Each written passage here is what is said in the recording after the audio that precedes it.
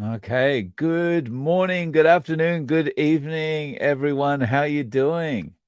Thanks for joining us. How are you, But I'm doing great. How about yourself, Dave?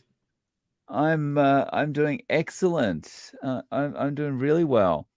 Um, what day are we today?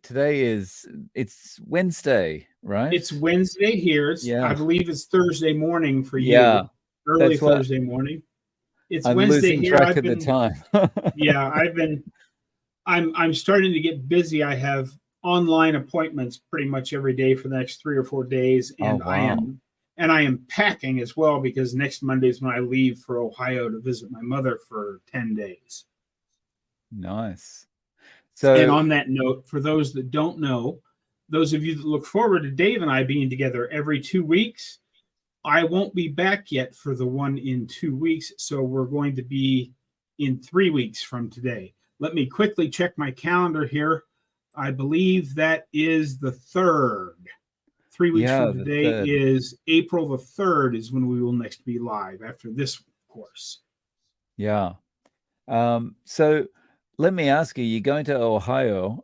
I say that with a little bit of a Japanese accent because that's Sure. good morning in Japanese. Yes. Um, so when you go to Ohio, are you going to better weather, similar weather, or worse weather? It's about the same.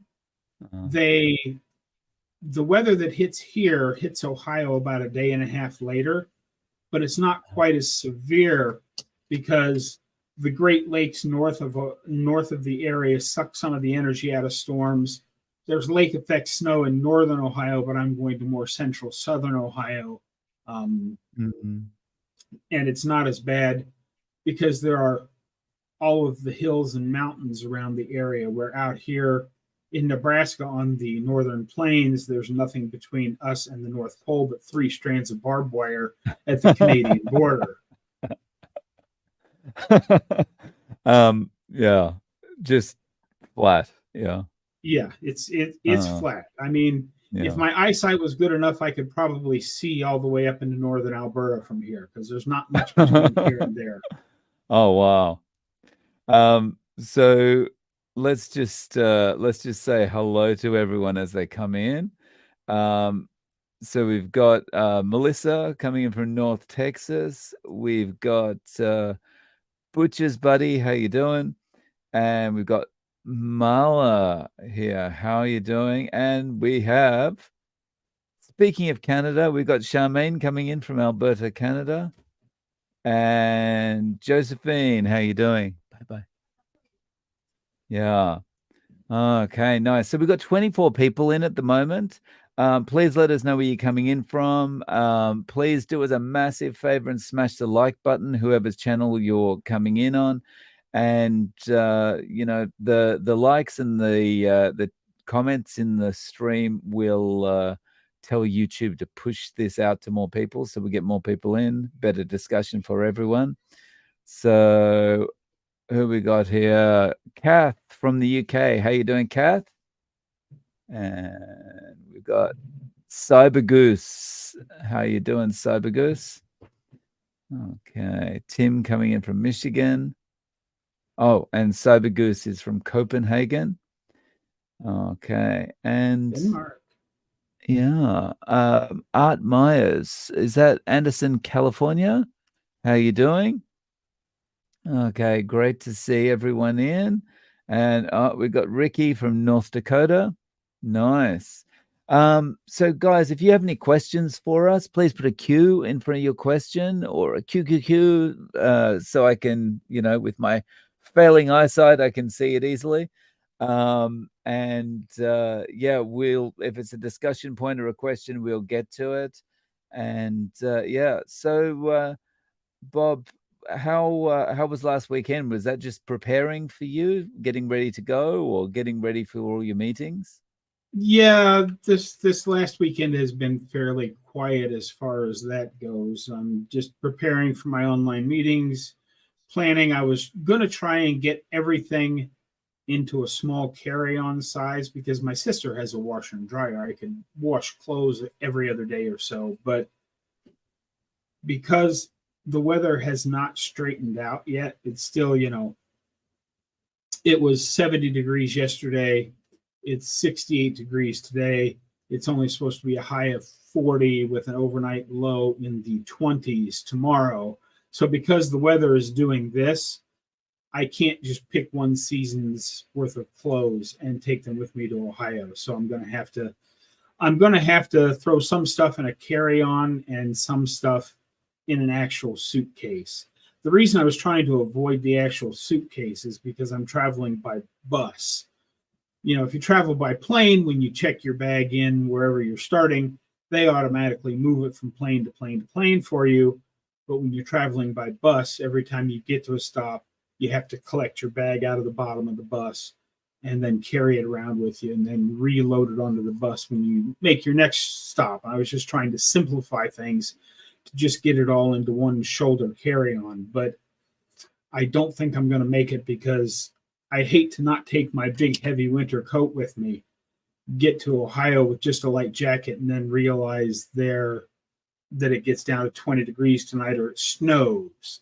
So I will probably I'm not going to take my spikes with me, but I am going to take a pair of tennis shoes and my boots because I just don't see any way of getting it in just the carry-on. But we'll see. I mean, I may rearrange what I'm taking and just wear the coat and a couple layers of clothes and sweat on the bus, but then call it done.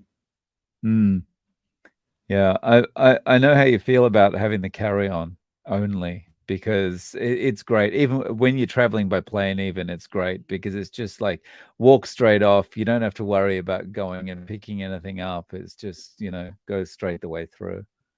Yeah. Yeah. And I don't really like traveling by bus, but it makes the most sense right now because to get an airline ticket to Ohio and back was about 5 times as expensive as the bus. Wow. And the cost, the price that I paid for my round trip bus ticket, if I were to use that and put gasoline in my truck, I'd only make it about halfway to Ohio.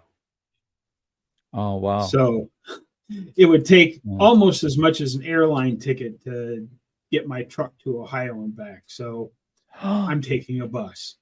Yeah. It's an old big pickup truck with a 4-wheel drive and tow package, and it gets maybe 12 miles to the gallon on a good day if I'm going downhill with a tailwind. And also the amount of news that's been on at the moment about plane problems and stuff, taking the bus might be the better option anyway. Yeah, I haven't been on a plane in decades. Oh, wow. Yeah, I don't really travel that much, except I usually travel by car or by truck. But because I'm in saving mode, trying to save as much money as I possibly can for when I go populate that yellow square land behind me next fall, I decided it was not in my best interest to spend $1,000 on taking my truck to Ohio and back. I'm better served spending a couple of $100 on a bus ticket and saving that extra $800 for future use. Yeah, definitely.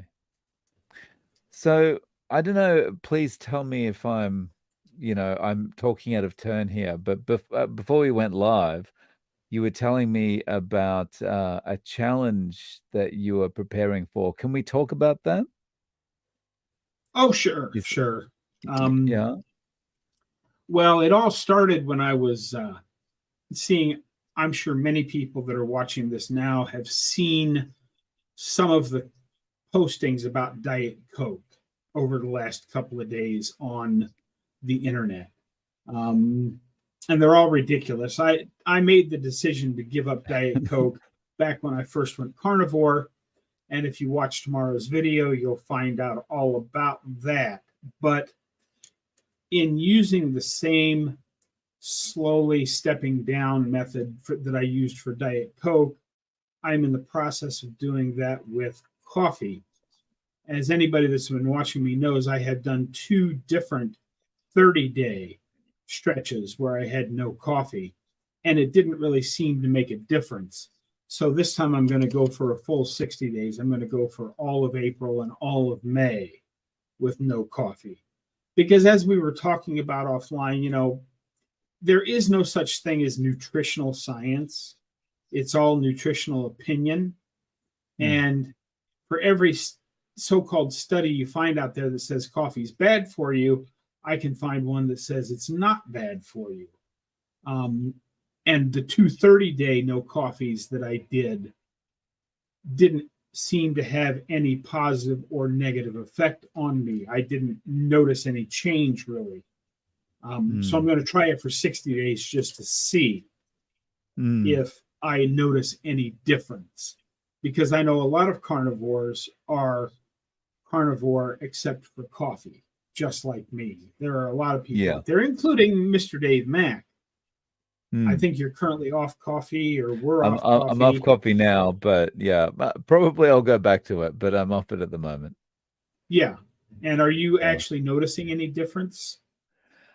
Sleep is better, and I knew it would be because I've given up coffee in the past, and I'd noticed sleep improvements there. But the problem that I have, and I still have it, and this is part of the reason that I'll go back to it probably at some point, is that if I'm not actively engaged in something, I'll just I'm 100 years old now. I'm just like, you know, I'll just nod off. So that's not a good sign that I need coffee to help to make me stop doing. But I mean, it's basically that's part of me, you know. So well, and with your schedule, Dave, I mean, you got to cut yourself a little bit of slack because it's what time in the morning over there? About 5 or 6 in the morning at this point. Right now it's 7. Yeah. Yeah. But between you doing these things, which are for you early in the morning, and then you make a YouTube video, sometimes 2 a day, and you still have to go to a job, and you have a wife and a child to take care of. I don't know how you do it. I mean, do you sleep more than 2 hours a night? Well, last night I only had 4 hours, but usually it's about 4 hours. But normally it's about 5-6 hours. Yeah. See, and I could get by on 5 or 6 hours of sleep for a few nights, but then I'd be dead to the world. I need somewhere between 6.5 and 7.5 to function properly. Yeah. I think part of it might be coffee, but also the other part might be that I trained myself into it when I was a kid. So when I was in high school, I hated doing homework. So like the last thing I wanted to do was get home from school and do homework. So what I did is I trained myself into sleeping less. So I'd wake up early in the morning and I did my homework early in the morning. And I think that plus the coffee is something that's always, kept me on that kind of schedule. Yeah, well, you can. Sorry, go ahead. You can do that. You can train yourself to get less sleep, but there comes a point where it becomes counterproductive because I had always had these thoughts when I was in college. I thought, gosh, if I'm sleeping 8 hours a night and I don't have time to do all the studying I need to do, maybe I could get by on 7 hours of sleep. And that became 6 hours of sleep. And then it became 5 hours of sleep. And there was an entire semester when I was doing applications in structured COBOL, which is the final COBOL programming thing in a computer science degree. Oh, wow. That required a lot of time in the lab. I had that down to where I was sleeping about 3 hours a night, getting lots of stuff done. And I felt great for that quarter. And then when that was over, it's like I went the other direction. I was making up for only sleeping for 3 hours. And I started sleeping 8, 9, 10 hours a night for quite some time after that. So now I've kind of settled on the 6.5 to 7.5. Because you can train yourself to get by on less sleep for a long time. but I think it catches up to catches you. up. Yeah, because you Mhm. carry that sleep deficit with you, you Yeah. know. That's why it always makes me laugh when you see these big CEOs like, I don't know, Richard Branson or whatever, and they're acting like, they've had 4 hours of sleep and it's so virtuous. And it's like, it's not virtuous, like you would be doing much better if you were getting a lot of sleep. It's, Yeah. but yeah. So it's I'm better now because of the no coffee at the moment, but yeah. Last night was an aberration. Um so yeah, guys, we've got no questions. We've got no discussion topics from you. If you've got any questions, please put a Q in there and let us know. You want to ask anything? You want to ask about, Mhm. what Bob's up to, what I'm up to, anything about Japan, anything about Bob's block of land, anything at all. Let us know. Just pop that Q in there, and we'll get onto your questions. Yes. Yeah. And if you're watching on my channel, go up to the top of your search bar there and open another window and open this on Dave's channel as well and hit the like button in both places to help YouTube send this out to more people. And vice versa. If you're on my channel, do the same. Go over to Bob's channel and open it up, and that'll get more people in. Um, and yeah, look, we appreciate you being here, and I should probably show some more of these comments on the screen. I haven't shown them up for a while, so I think I can't remember where I got to. So I'm probably going to show some people again. So Melissa from Houston, Texas, how you doing? We got Helen coming in from the UK. How you doing? We got Josephine coming in from sunny Queensland in Australia. What part of Queensland are you in, Josephine? We've got Susie. How you doing, Susie, from Pennsylvania? John, how you doing? We've got Jennifer here. How you doing, Jennifer? We got Jamie from North Georgia. How you doing, Jamie? 90 degrees here in Texas. Oh, that's a bit nicer. Yes, indeed. Yeah. Okay. Oh, and Charmaine says, I do enjoy my morning coffee whipped with butter and an egg yolk. Have you ever done that, Bob? Egg yolk Um, in coffee? I have not because, well, I was in the army and also growing up, I was taught that coffee should be had black. I Mm, mean, that's just what I've always done. I mean, my dad drank black coffee.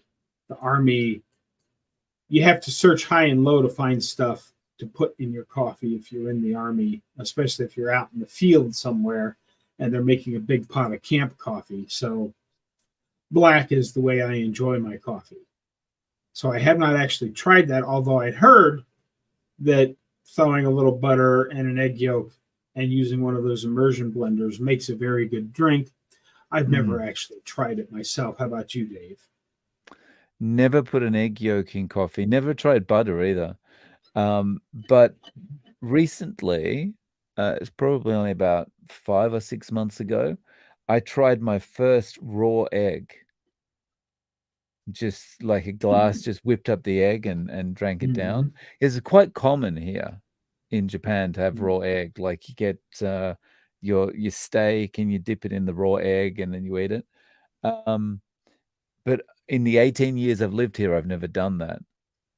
And then one day I was on a live stream with I think Chad from Minimalist Carnivore, and just said, "Okay, I'm gonna drink a raw egg," and I did, and it was actually okay. But I had frothed it up. I think if I hadn't frothed it up, I probably wouldn't have enjoyed it, like when the yolk is whole. Uh huh. Yeah, because that would have been a bit like eating an oyster then. And yeah, Yeah. no, I thank you. I don't do oysters either. Yeah. No, I tried an oyster shooter once in Hong Kong. Like it was, a shot glass with some alcohol in it and a massive oyster on top of it. And yeah, I can't eat them ever since. Yeah. Yeah. Um, Okay, we got Peter here. Yay for the Carney Joys. We got Mike coming in. How you doing, Mike? Finally Awakened coming in from Melbourne, Australia. How you doing? And Brian, Ohio. Okay, and we've I have got no idea what that says. that says Ohio. Okay. Yeah. So good morning. And we've got the Cornerstone. How you doing? Good to see you. And what's Mike saying here? About to get some meal. Lots of red meat with the best sauce ever, the beef tallow. Nice one. Very nice. Yeah, sounds Okay. good. And Susie's got a question for you, Bob. Bob, on your new land, are you going to keep chickens or raise sheep, beef, cattle? Eventually, I plan on this first season. I'm planning on doing a few chickens, but not egg chickens, because I'm not going to be down there forever this first trip down. But it only takes between 8 and 9 weeks to raise meat chickens from chicks to full grown. So I am planning on some point this winter doing one batch of like 15 to 20 meat chickens just to see how it goes. I will raise them from their cute little chick state to their big chicken state, and then I will, not shown on YouTube, I will slaughter them and put them into my freezer.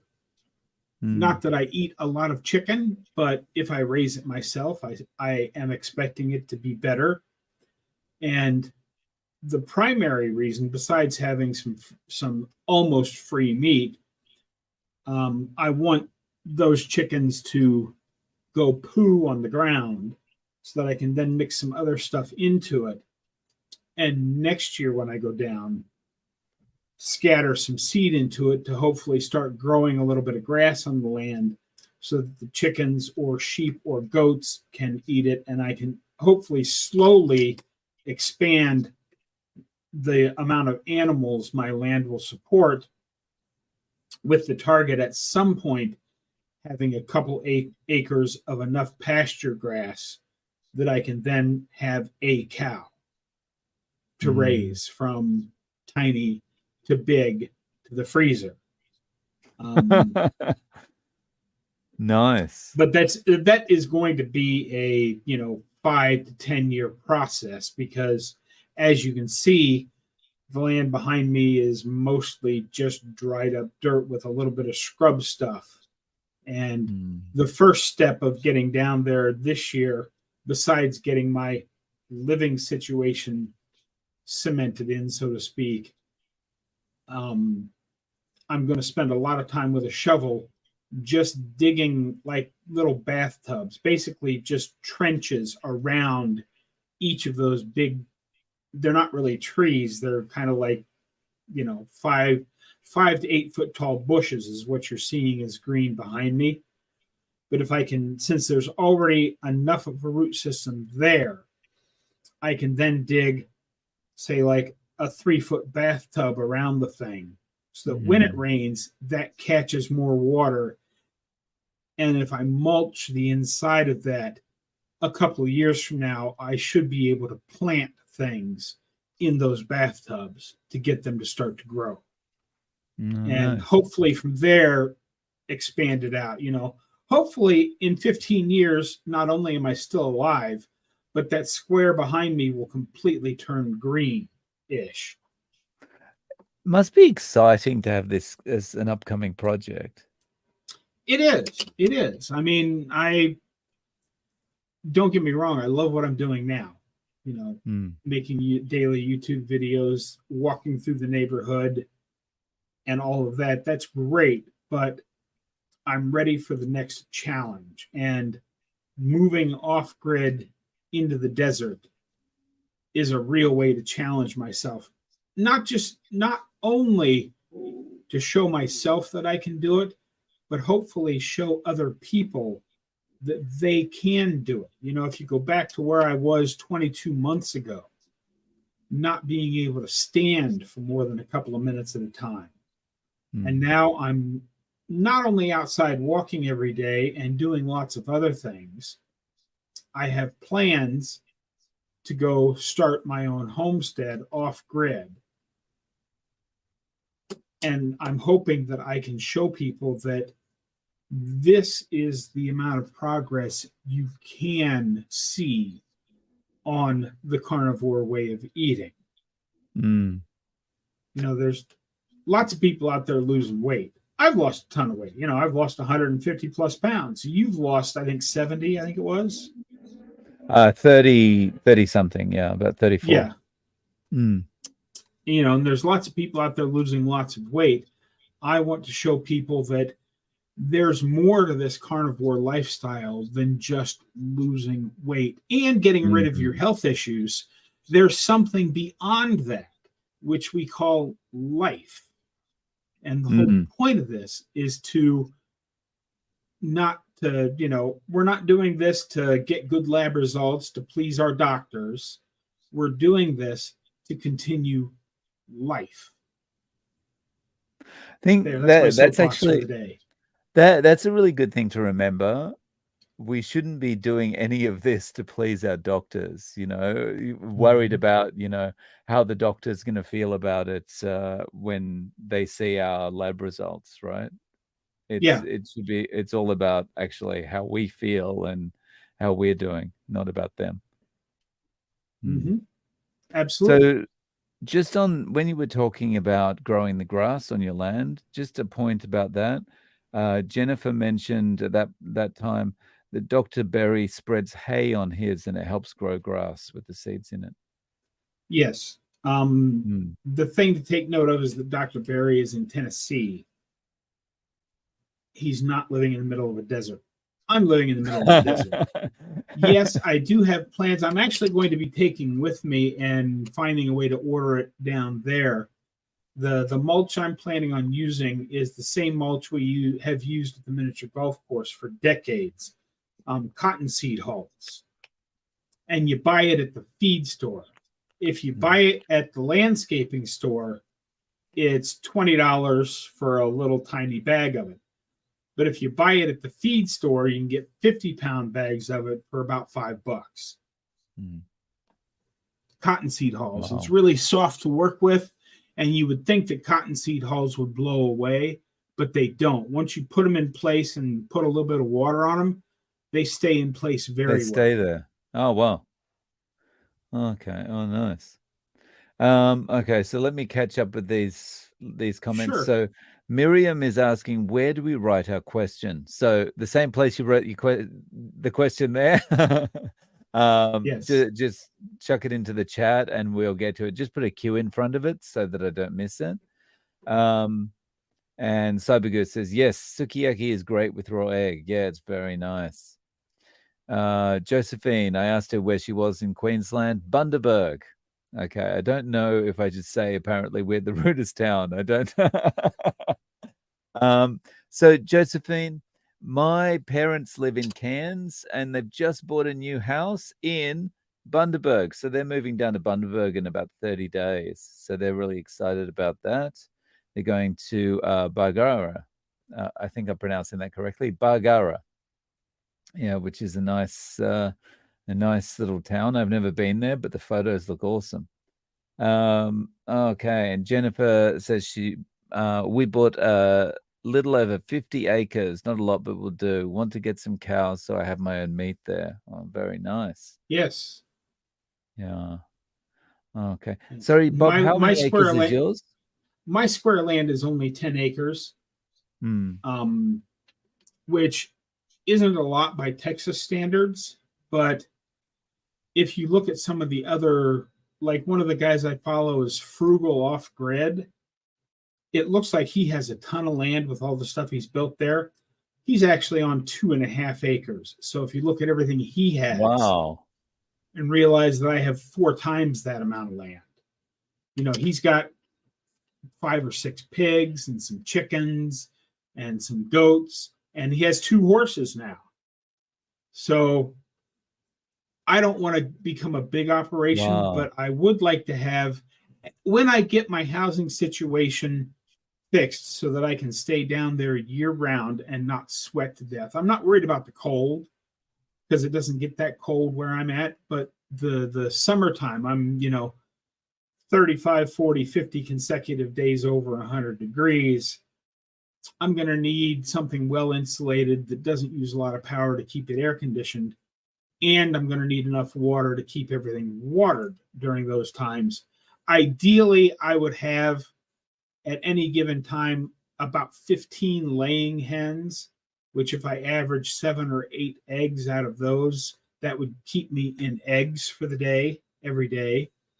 And then a couple of pigs, a couple of goats, preferably a breeding pair so that I could have, so that my larger pigs make bacon bits that grow into full size bacon. And maybe a couple of goats or sheep, depending on which ends up doing better in my section of the desert, and then 1 or 2 cows. And that's what I see my farm at in full grown, this is what we're doing mode. I'd like to have, and I think 10 acres is plenty of space to do 2 cows, plus all of the other little stuff. But we'll see how it goes. I may never graduate to cows. If I can keep, if I can figure out how to keep a few goats, goat is a ruminant animal also. So while it's not as good as beef, in my opinion, people do really well living off of goats.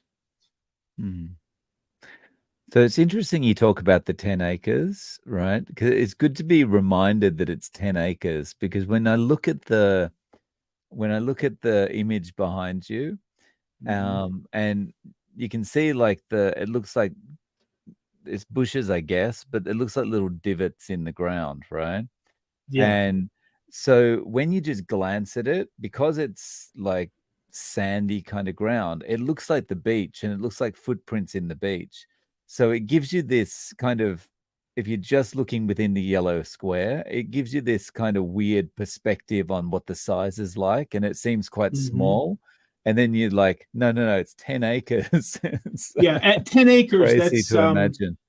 That's like 660 yards per side. So that is 6 American football fields stacked end to end on each side. That's crazy. Including the end zones. Yeah, that's crazy. Yeah. So if you stop and think about how long of a walk it is to get down a football field, walk back and forth a football field 6 times, and that's how far it is to walk across one side of my land. Wow. It's awesome. Okay. Gail, how you doing? Good to see you. Okay. And we got another question for you, Bob, from John. Bob, do you think that raising an animal from a very young age and kind of getting to know almost like a pet would cause difficulty when it comes time to slaughter it? Not if you realize why you're raising it. Yes, animals can become pets. Yes, it can be hard, but the whole purpose of getting them in the first place was to create a sustainable food source for yourself. So, the first time or two, maybe, but I doubt it because the whole point in growing them is having a food source. If I wasn't interested in having a food source, I'd just jump in the truck, drive the 16 miles to town, and go to the grocery store. But getting things in place so that if something does happen down the line and the grocery store is unable to provide the meat that I need at the price I can afford to buy it, I will have the farm animals to use. And getting used to that as a concept is, it's just I think it all depends on how you approach each situation.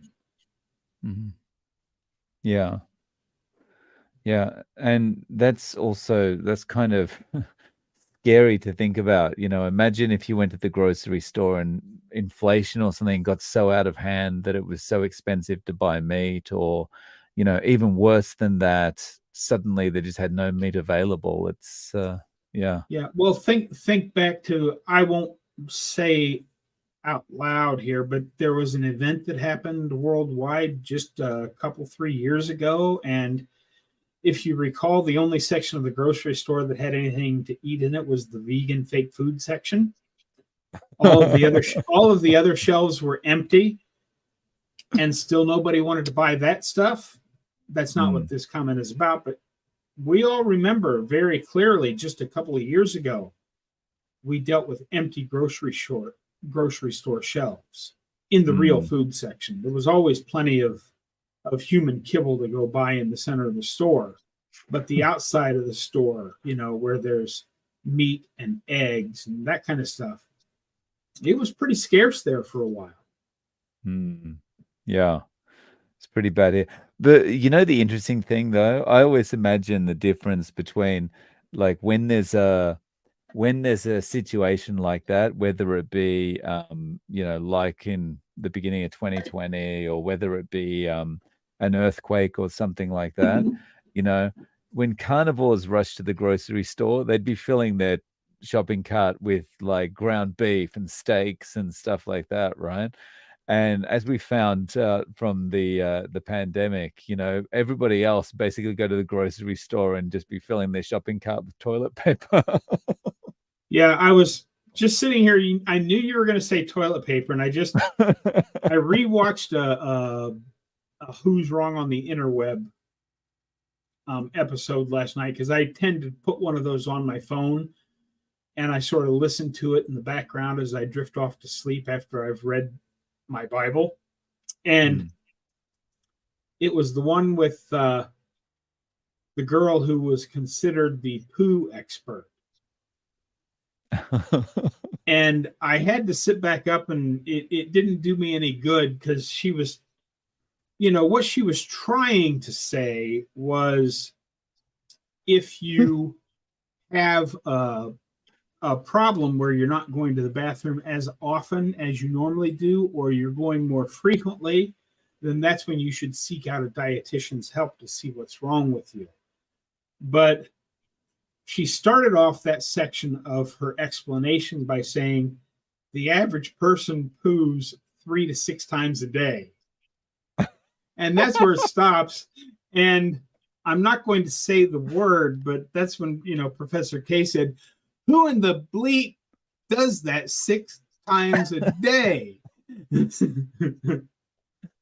Oh, that's crazy. And that's why they need so much toilet paper, because they keep putting all this plant-based slop in their throat that just comes out the other end, and they need to go to the potty 6 times a day, which is why they need 5,000 rolls of toilet paper in storage. Right. I'm just imagining though that lady that you're talking about, the poo expert on a blind date or something, and her date's saying, so what do you do? And she'd be like, well, it's 6 times a day. I have gone to the bathroom that many times, but let's just say that was in the early stages of carnivore, when I had frequent, urgent, and explosive issues. Yeah. That many people experience on the first couple of weeks of the carnivore journey. Yeah. So Miriam's got a question. I've been carnivore for 5 full weeks. When can I expect help for diverticulitis?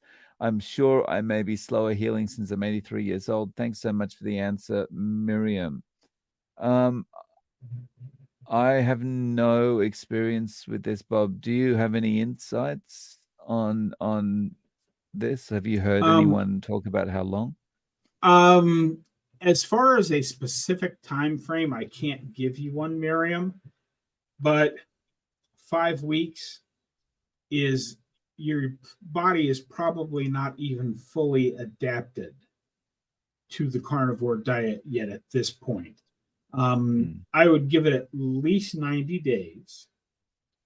And then if you're not seeing any improvements after 90 days, get in touch with somebody like Professor K or Coach Nicole. There are several people out there that deal with the actual adjusting of the diet to help people out. I'm not qualified to do that, but as I tell everybody on my channel, this is one of those cases where we have to have plenty of vitamin P, which is patience. Because, as I said, 5 weeks, you're not even fully adapted yet. You didn't get sick overnight. You're not going to heal overnight. I understand you would like it to happen, but remember at 83, there are probably some other issues that your body will want to try and correct. And we don't get to control that this is the thing we want to fix first. Your body goes, oh, bone strength is the most important thing. So it spends the next 2 or 3 weeks working on bone strength. And then it goes, oh, well, her connective tissue or your muscles are not quite what they should be. So it does that. It will eventually get to your diverticulitis. Yeah. But it might actually take, instead of 5 weeks, it may take 5 to 6 months before you notice any difference. But I would give it a full 3 months, 90 days. And then if you don't see any improvement at all, contact somebody like Coach Nicole or Professor K for further adjustment to your diet. Anything to add to that, Dave?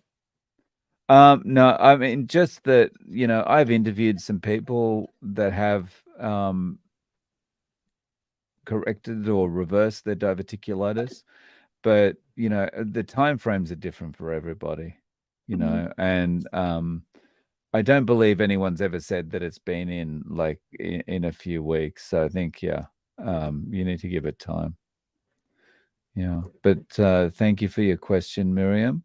Yes. Comment from John Boston that I've got to read.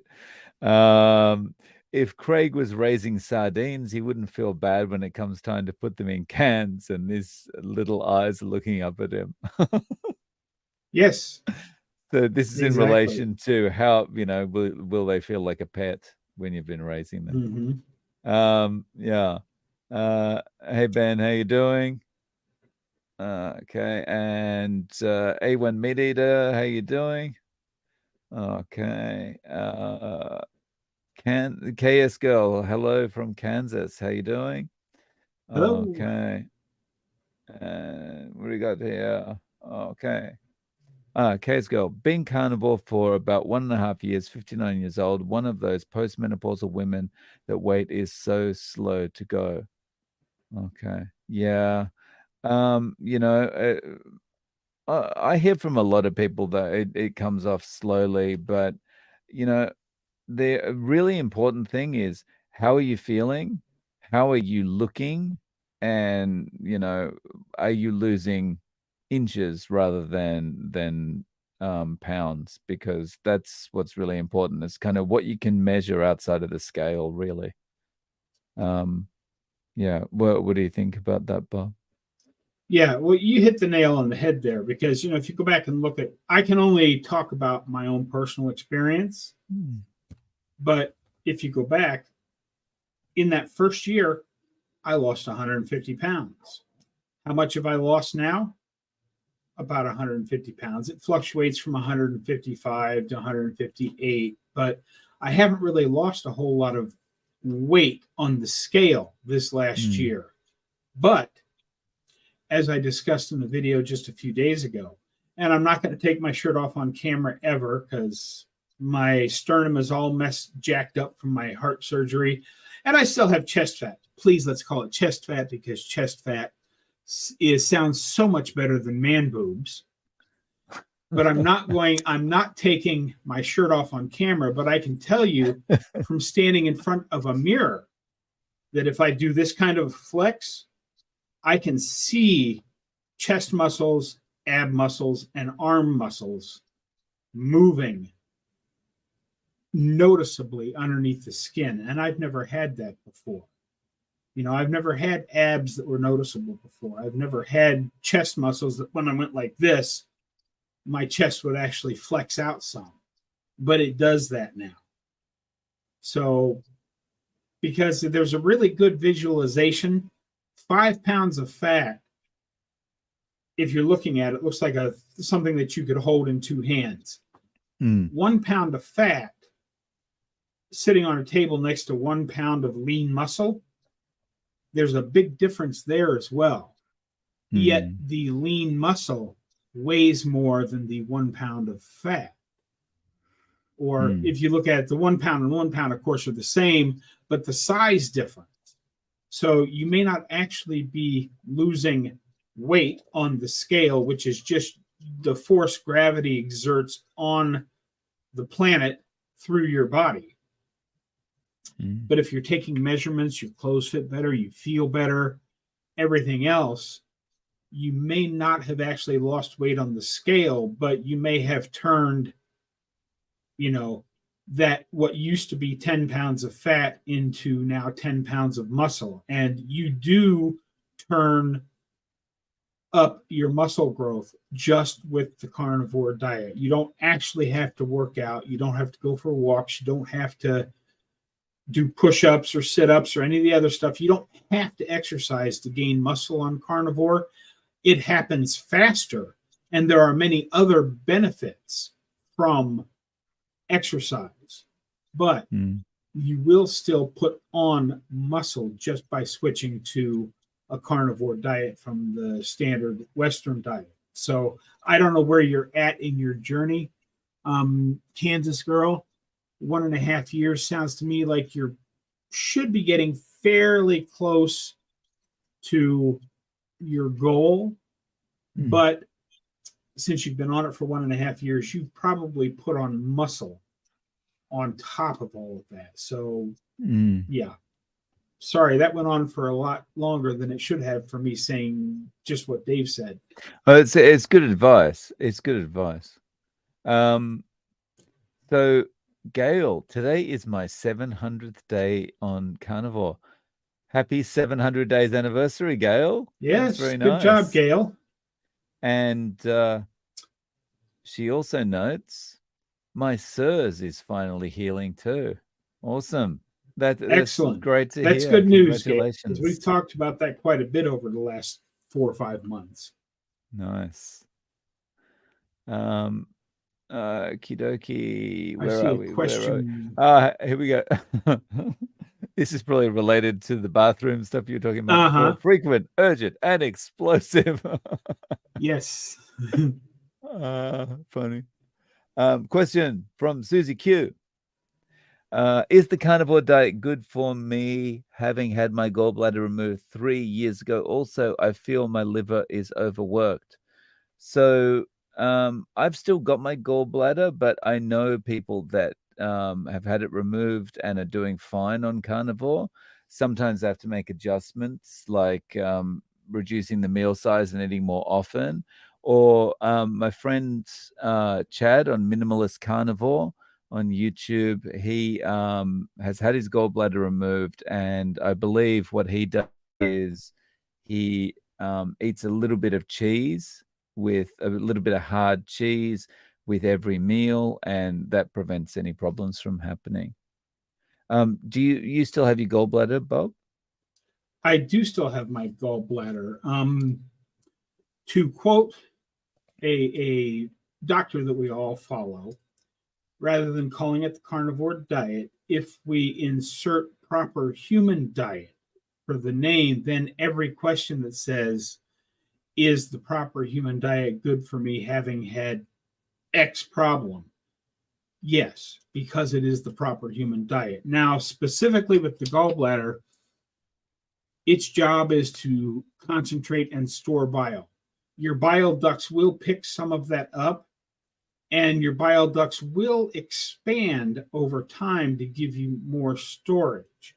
So I would continue to push it just a little bit, have just, every 2 or 3 or 4 weeks, add just a little more fat to your diet. because it's the fat that stimulates the release of bile. And if your liver gets used to making that bile, your bile ducts will expand a little bit more. Now, there is a limit to that, but yes, it's perfectly safe to do the carnivore diet without a gallbladder. If you're feeling your liver is overworked, depending on how long you've been doing this, there's also some bile salts that you can take.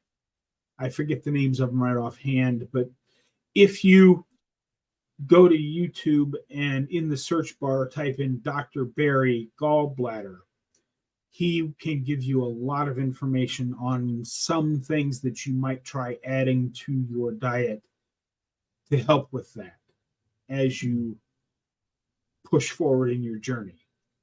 And that's about what I've got to say on that. Like I said, I don't know a whole lot about gallbladder, except it's a muscle and it stores. Nice. Okay, Josephine has a question. How are your families doing? Do any of them do carnivore too? Bob, any of your family on carnivore? No, I don't have any family here locally. I'm going to go visit mom, who's in an extended care facility. So we all know they're feeding her crap. You know, she's getting fed the cheapest food possible. My sister Janet has never been what you'd call a heavy person. She's the retired general from the Air Force. So she's always been in fairly good shape. And my other sister is a marathon runner. So she manages to stay ahead of her really poor diet by over-exercising on a regular basis. We'll see how that works out in the long run, but we're all over 60 now, so she's doing something fairly okay. It's not like she's, eating all carbs. But no, none of my family does carnivore. I would love to put my mother on a carnivore diet because I think that would help her mental state. But at her age, which is almost 87 years old now, would be very cruel to tell someone at 87 that it has severely reduced mental capacities that, oh, I'm sorry, I'm not going to let you eat any of the foods you've loved for 87 years. You now have to just eat this. Even though it will eventually make them feel better, you have to kind of draw the line between, compassion versus healing. And at 87 years old, it's probably time to just let her do what she wants for whatever time she has left. And that's my answer to what's my family doing. How about you, Dave? Yeah. So I was back in Australia in October. And in October, I saw my parents for a few days. And over the period of those few days, I nagged them incessantly about changing their diet. And I know I shouldn't do it that way, but I did. And so I nagged them about trying carnivore. I sat them down. My dad was on statins. I sat him down and I showed him Paul Mason videos and all that kind of thing. And so they started carnivore. And as far as I'm aware, they're still doing it. And the recent photos I've seen of them, they look like they've lost weight. But I haven't followed up with them, and they're in the process of getting ready to move and stuff. So I haven't been hassling them. So I'm not sure of the exact status at the moment. But yeah, last time we spoke about it, they were still doing it. Yeah. All right. So we've got about 7 minutes left, guys. And so if you've got any questions, get them in now. We've got a question here from Jennifer. What is your opinion on the possibility that the massive worldwide epidemic of iodine deficiency is due to push of having people eat toxic cruciferous veggies that block iodine? They're about 40. Wow. What do you think about this, Bob? I don't know a lot about it. I know Dr. Berry talks about iodine, and I keep Lugol's 2% in my kitchen. I don't add it every day because I eat primarily beef and eggs. But I do know that iodine deficiency can happen even eating a ruminant animal, because the grass that they're munching on all day, if the ground doesn't have the iodine in it, they have no way of getting the iodine. So adding a little bit of iodine to your food every once in a while is probably a good idea, just to be on the safe side.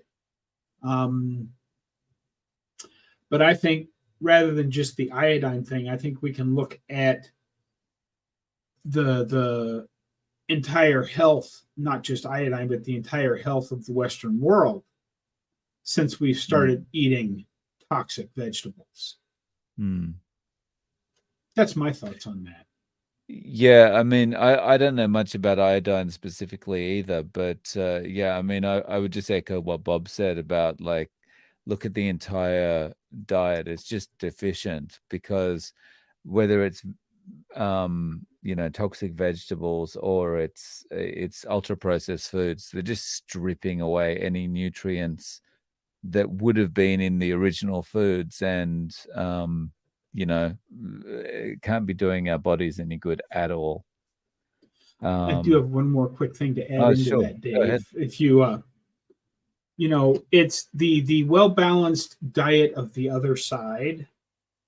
There's a famous person who, rather than saying his whole name, shall we just call him Not Doctor? And if you look at Dr. Baker's posts over the last couple of weeks, he actually shows a picture of Not Doctor showing age spots on his forehead, which is a classic sign of B12 deficiency. If somebody who is purportedly a doctor that's pushing the lifestyle on the other side that includes a lot of cruciferous veggies, if he cannot get his diet right to avoid B12 deficiency, what hope does the average Joe off the street have? I'm not a big fan of vitamins and supplementing, because my vitamin supplement is beef, but there are a few things that can be lacking, and iodine is one of them.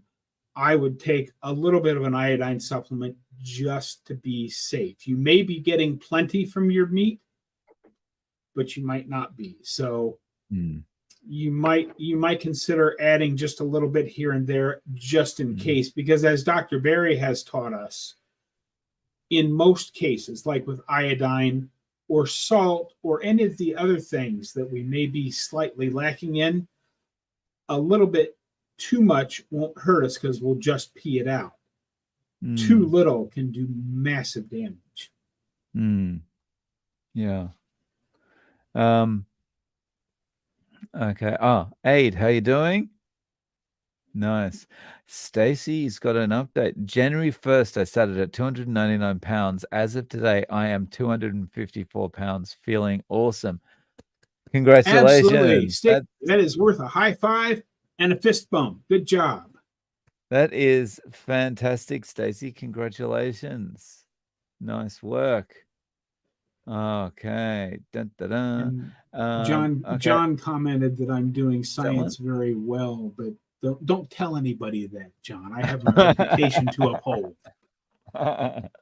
So, Bob, because everybody knows I get in trouble when I try to do science. Bob, do you think iodine was the reason you were warmer this year versus last year and in colder weather? No.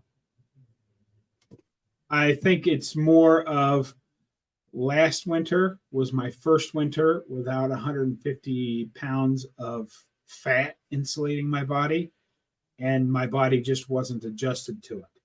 On top of, I didn't expect it to get that cold in North Carolina, so all of the cold weather gear you've seen me wearing here in Omaha this year was in Omaha last winter, because I didn't expect to need it in North Carolina. Is it possible that it was iodine? It is possible, but personally, I don't think so. And I'll cut my answer off there because we're running out of time, and I think there's a couple more comments we want to get to before we call it a day. Yeah. I just want to say, firstly, the feral grandma, hello, gentlemen, I'm early for class, so I can be on for a bit.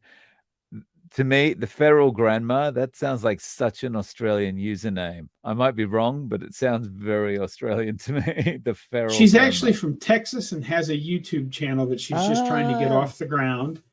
Um, okay. So go and check out the feral grandma, everyone. Yeah. And sorry about that. Sorry about classifying you as an Australian there, because I just saw the word feral, and that's something that's often said in Australia. And Aid says, I take supplements regularly. Here's a list: chicken, pork, seafood. Yeah. Dr. Peter Ballested has his thing where he says, take your daily meds: meat, eggs, dairy, seafood. Yeah. Take your daily meds. Yes. Yeah. I saw a funny one. This has absolutely nothing to do with carnivore at all, but I saw, the feral grandma. And I saw a meme the other day that said, the name domestic housewife implies that there are feral versions out there, and I now have a new goal in life. Nice. So guys, we're at the top of the hour, so we're gonna say goodbye here.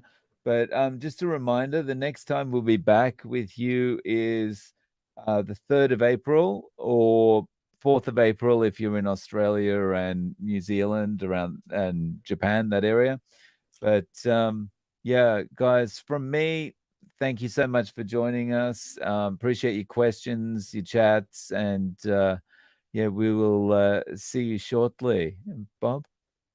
Yeah, it's always great to be here with Dave, and I love talking to all you guys. That's really what these live streams are about, connecting with you people out there. Sometimes we have serious topics we want to talk about.